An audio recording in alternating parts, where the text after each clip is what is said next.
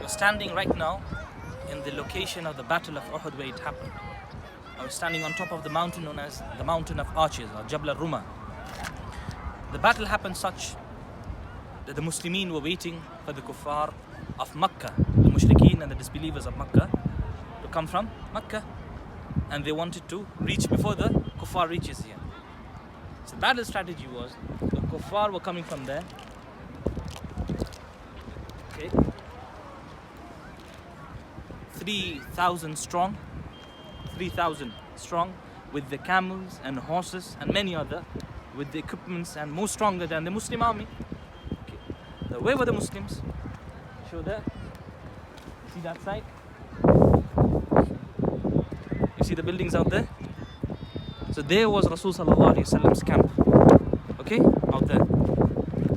Where were the three flanks? Rasul sallallahu alaihi wasallam segregated the army in three. Number one, the ranks of the Muhajirin, who was led by Mus'ab ibn Umar. The ranks number two of Al-Aus from the Ansar, and the rank of Al-Khazraj. So there were three flanks. 1, 2, 3. You see this near the masjid? This place, and the graveyard is there. This was the place where the Muslims were, the army was there. So that was the battle strategy. 1, 2, and 3 were there. Okay? And the kuffar, where were they? On the left. So they came from Makkah out there. Okay? And where was Rasul sallallahu alaihi wasallam's camp? Right at the back. Now, Rasulullah sallallahu alaihi wasallam said, do not come down. See, the Abdullah ibn Zubayr and 50 other archers. Okay, so Rasul sallallahu alaihi wasallam instructed them strictly, let's stand on top of this mountain, this side, because the kuffar was that side. So if somebody shoots an arrow from this side, they will not see. So they will be caught off guard, and they will be killed. And this was the battle strategy. Okay, and this would help a victory for the Muslims. Rasul sallallahu alaihi wasallam said, do not come down from this mountain. Even if you see the birds eating from a body, do not come down. Now, the first part of the battle, phase 1, when the kuffar were there 3,000 and the Muslims were here only 700, they started to win.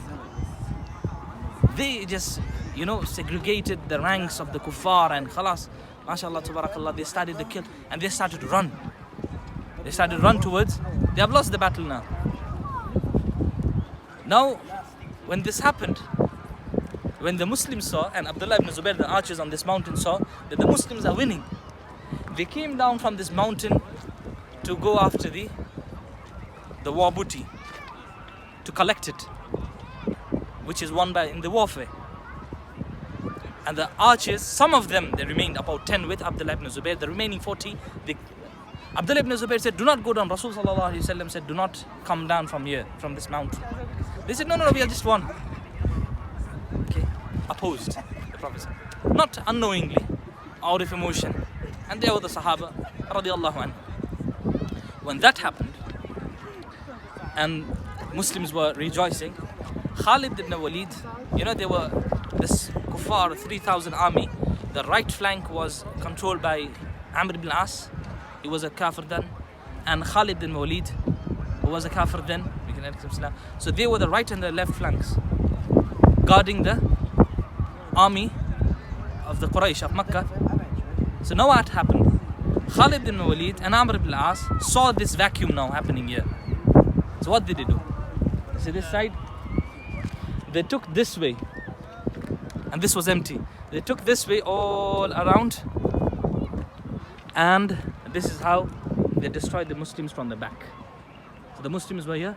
So Khalid bin Walid and Amr ibn al-As came from here, and they killed the Muslims, which led into a loss of many Sahaba. Now Rasulullah sallallahu alaihi wasallam had a dream a night before in Fajr. When he slept in that masjid, I told you that place where the masjid is there. Okay, he saw a dream. The ta'bir and the interpretation was he's going to lose someone close from his family, and he saw cows being slaughtered in the dream.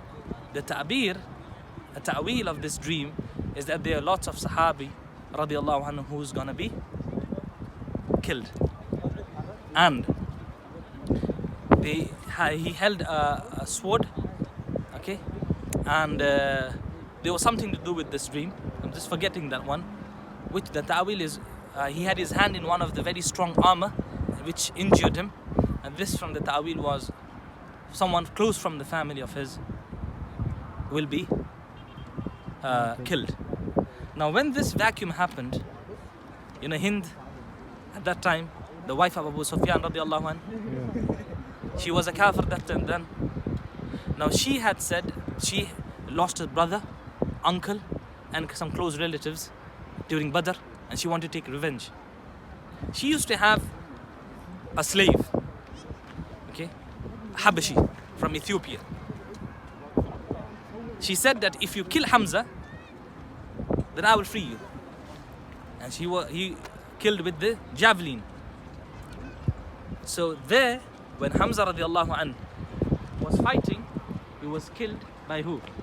By the Habashi, by the Ethiopian javelin, with the spear.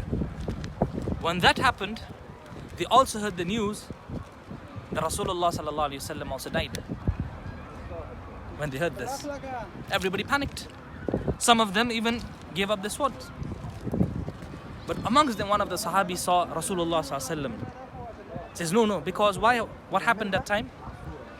There was two people who hit Rasulullah sallallahu alaihi wasallam with a stone, pelted the stone, which injured one of his teeth, one tooth.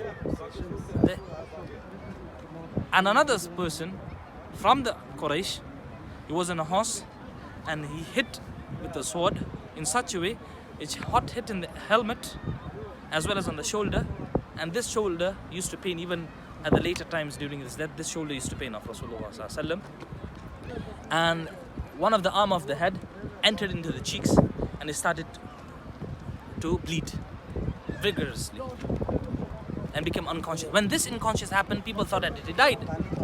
But one of the Sahabi radiallahu anh saw that no, he's not dead. He's alive. When this happened, they took Rasul sallallahu alaihi wasallam in security and went up to that mountain. You see that? There's an empty pass out there. If you can zoom a little bit, you can see. Just after the building, you see that? You see the buildings out there, the shops and all? Go straight after this. Getting me? It's like what you say, an open gap. Yeah. So they took up the Muslimin. They took a retreat in one of those mountains. Okay. And further, inshallah, about the mountain, what happened out there, we will be talking about when we reach there, inshallah. Okay. Bi-idhnillah. Wassalamu alaikum wa rahmatullah.